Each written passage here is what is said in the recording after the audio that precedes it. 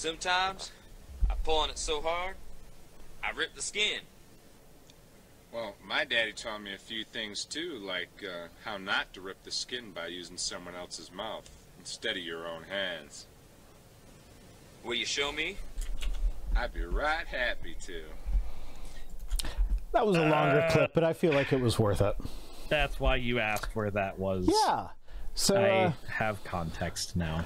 A congressional staffer apparently filmed some hardcore porn inside one of the Senate's hearing rooms, because why not? Like, how could I not cover this? How could we not cover this tonight? Well, the guy obviously didn't cover his backside. Mm-hmm. This is a short article, so I'm just going to read the whole thing in its entirety because I love the way it's written. This is another story where, like, it was hard for me to find one that was entertaining because it was all like... everybody's going to be very worried about making sure they're sterile. Everything was very dry, as it should not be in this case. So... yeah, I had to hunt for, when it wasn't supposed to be. This comes to us from Uproxx, which that's not a source I would normally use that's reputable, but it's the one that was written in the most fun way. So lots of unprecedented things have happened on Capitol Hill over the last few years.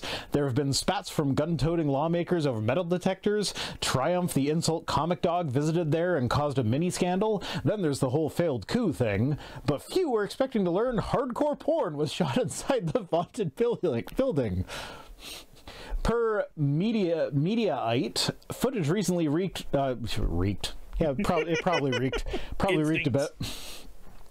Footage recently leaked to the Tucker Carlson founded The Daily Caller. I didn't know that Carlson founded The Daily Caller. I knew it was a rag, but I didn't know that it was founded by Tucker Carlson. That explains a lot. Finds two. It's the wrong version of two. It's TWO, guys. Come on. Get it together. Two unidentified men engaging in some anal sex in one of the Senate hearing rooms. A source identified to the room to the Daily Caller as Senate Room Hart 216, the Judiciary Room. The caller blurred out his face because his identity has not been confirmed. Daily Caller Chief National Correspondent Henry Rogers reported, it appears to be unprotected sex. Like, someone, as part of their official job, got in front of a camera and spoke into a microphone about someone filming hardcore gay sex in a Senate room. Excuse me, a Senate room. They just got up and were like, "Yep, it appears to be unprotected sex." I was definitely not staring at the wiener, but I had to stare at it for some amount of time. I examined the video I examined the video closely, and he does not appear to have used protection. I had one hand on the mouse. And one hand was definitely on the keyboard. I promise you, America. I mean, there's a reason you usually only see one of my hands up here on the stream. Yeah, the other one's busy shuffling a deck of trading cards. Yeah, that's what I'm doing. Yep, shuffling. Oh wait, no, that's my excuse. Sorry. Is it? Luigi Potter says, there is not a condom. I repeat, there is not a condom. I mean, yeah. It's my excuse. It's my shuffled deck of playing cards. The video was originally shared in a private group for gay men in politics. One member apparently leaked it to the Daily Caller. Yeah, leaked. He leaked some Santorum to the Daily Caller. Oh no! The evidence! It's got everywhere! I need a black light to find it now. And if you are confused by my use of the word Santorum there, look it up on Urban Dictionary. There's been some speculation about who is involved in the video. I mean, the guy's been fired since then, so I assume the speculation proved to be correct. One person who came up was Aiden. I don't know how to pronounce his last name, but yeah, that's the guy who was fired, so it's probably him. He was a staffer for 80-year-old Democratic Maryland Senator Ben Cardin. This person denied the allegations. Cardin's office has yet to weigh in on the video. I mean, they fired the guy, so that kind of counts as weighing in, I would think. I'm gonna be honest. I feel like if you've got the balls to do that, they need to just promote you to like a special services office. I mean, I feel like Matt Gaetz could do that and nobody would question it. But then they end the article, the last sentence in the article is, on the plus side, Congress last week bid adieu to its most chaotic member, which is saying something, which that's George Santos. Yeah, I mean, look, all he did was support independent creators on a platform that we will not name for legal reasons, with money that may or may not have been from his campaign, and we think that he's a God-blessed American, and God, he blessed some honkers with that money that was probably from his campaign. Yeah, and like, yeah, no, like the halls of Congress, probably not the best location to film your gay porn. So like, yeah, firing the guy was the appropriate course of action to do, but like, of course the right is running with us and be like, look at how depraved they all are. Never mind the fact that like everybody on the left is like, yeah, this is funny, but yeah, he deserves to be fired for it. It's like, if I filmed myself having sex in a restaurant that I worked at, I would expect that if the restaurant found out about that, I would be fired for it. Actually, you know what? I'll use a real example. I actually had sex in a church that I worked at. Like, the church literally paid me to have sex in their basement. If they had found out about that, firing would be the expectation. I would not expect anything less than that. So it's like, yeah, no, you shared a video of you having sex in a spot where you're not supposed to be having sex. You get fired for that. Yeah. It's just how it is. It's a risk you take. It's a risk you take. So, Neuromptoput says, remember that time that Marjorie Taylor Greene gave a guy a handy in a public place with lots of people around? That was Lauren Boebert. And I love that you confuse the two because they fucking hate each other. But, yeah. But they are the same person, so it's an understandable mistake. One has a squish face, the other has a horse face. You be the judge of who's who. One has a squish boob on camera in the theater.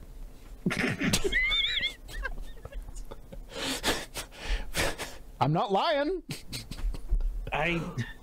It's not that I don't trust your observations of the video, however many times you did it right now. It's not that I don't trust it. No, I didn't yank into that video. Like,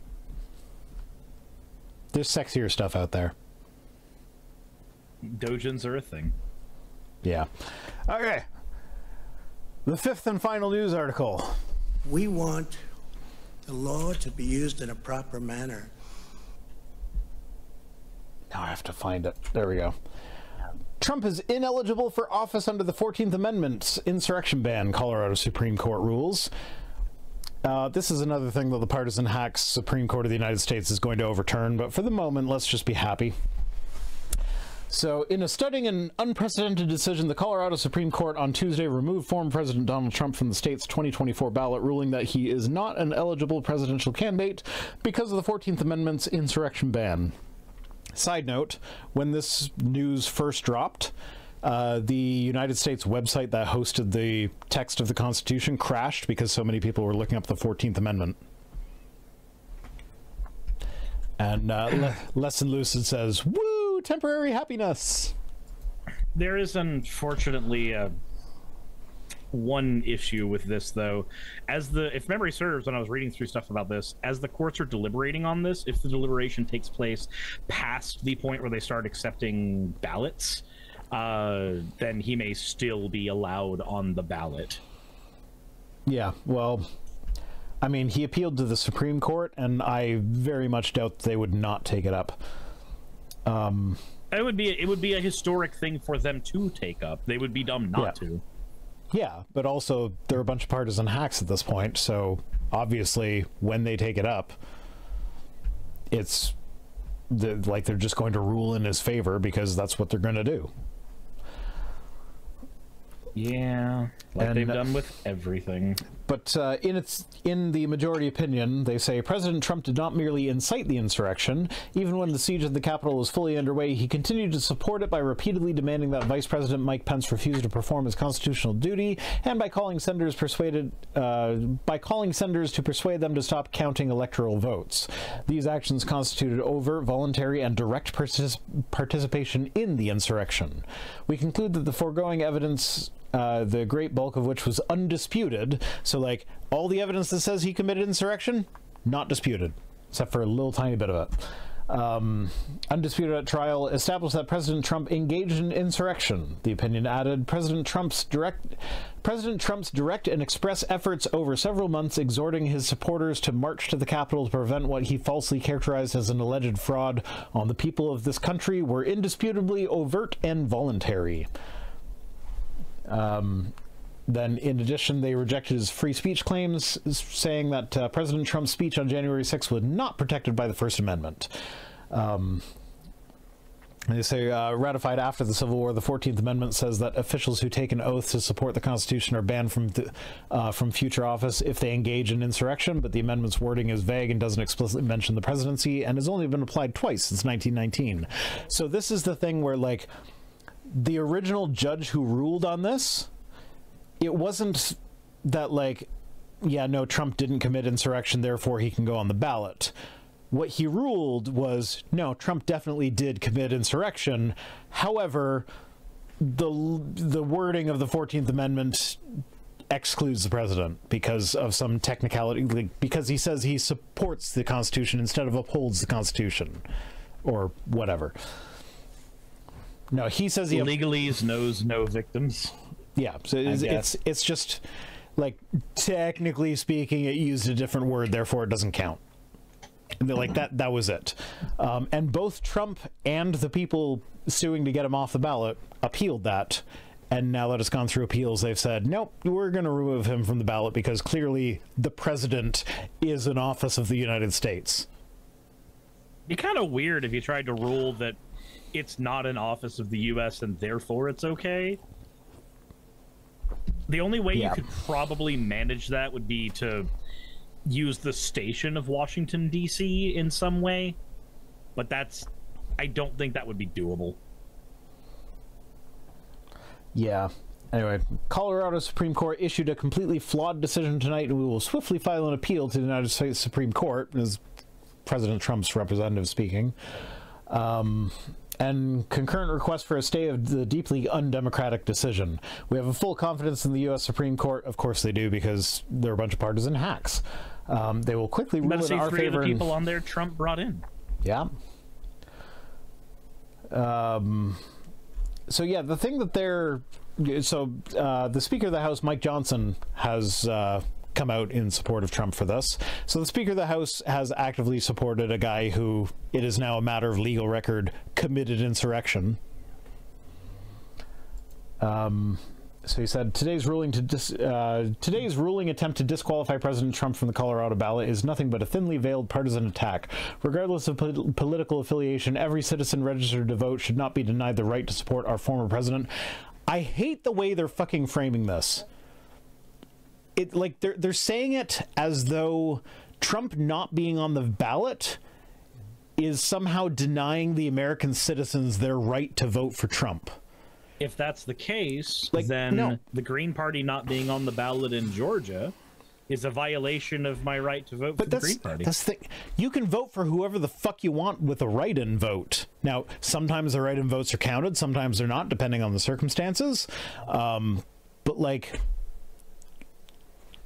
if it, like, the fact that you are not on the ballot is not denying the people of the United States the right to vote for you. It's denying exposure. Yeah, no, that's like, you don't have, like, the fact that every citizen of the United States who's eligible to hold the presidency is not on the ballot is not a denial of the rights of the people to vote for those people who are eligible for presidency. Like, can you imagine? This is like the vote is a job interview. It's not about rights. Like, if you go into a job interview and be like, yeah, you know what? I did send an armed mob to your corporate headquarters to try and force them to hire me. And you not considering me for this position would now be somehow violating the rights of the people that went to try and force you to hire me before. Like, no, that's not how it works. It's a fucking job interview. Are you qualified? Are you not qualified? No, like, it doesn't matter. Like, I can just say no. That's it. Wouldn't it be funny if the end result of this is the need to literally copy paste the United States Census into the available votes, and there's no party lines available or anything at that point? It's just every single person there, hit Control F to find the person you're voting for. Yeah. Anyway, that's basically all I wanted to say on this one. So Trump gets you grumpy. Yeah, he does. I also don't know why the frames disappeared from our cameras. Oh. So add that to my tech support stuff. Hey, I just quickly want to give a thank you to all of my wonderful patrons who keep this show running. YouTube and Twitch are a pretty bumpy ride at the best of times, and the stability a Patreon provides me is worth more than I can say here. I'd also like to thank each and every one of my $20 and up patrons here, and they would be Red Joker, Blitzkrieg, Cameron, Dren, Jemshin, Smiling DM, Poundini, Mabbity Babbity, Naomi, Isaac, Agamotto, Jordan, Ravi, Giuni, Kiratorian, Prisma, all of you, I'm not saying that part, and Starlight. And finally, thank you to everyone else that helps keep this channel alive. While you're here, why not check out another video? And thank you for watching.